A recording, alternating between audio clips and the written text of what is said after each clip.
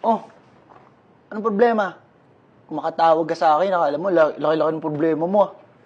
Ito naman, namiss ko lang yung boy best friend ko eh. Puro ka lang kasi girlfriend mo. Nakalimutan mo na yung girl best friend.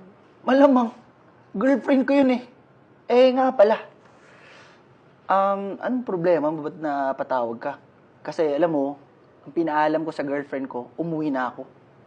Yan na naman, girlfriend na naman, puro na lang siya. Hayaan mo na siya. Alam mo, may ipapakilala ako sa'yo today. Gago ka ba? May girlfriend na ako. Anong trip mo? Siya, loyal yan.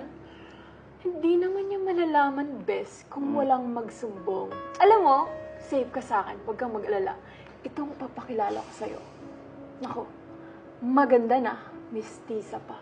For sure, magugustuhan mo siya. Ano yung trip mo? Gago ka ba? Alam mo, mahal ko yung girlfriend ko. Hindi niya deserve lokohin. Ano bang meron sa girlfriend mo na yan? Ha? Wala. Ang sabi ko, best, tumikim ka naman ng iba.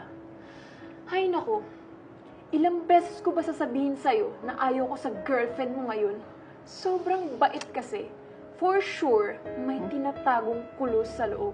Santa sa tita.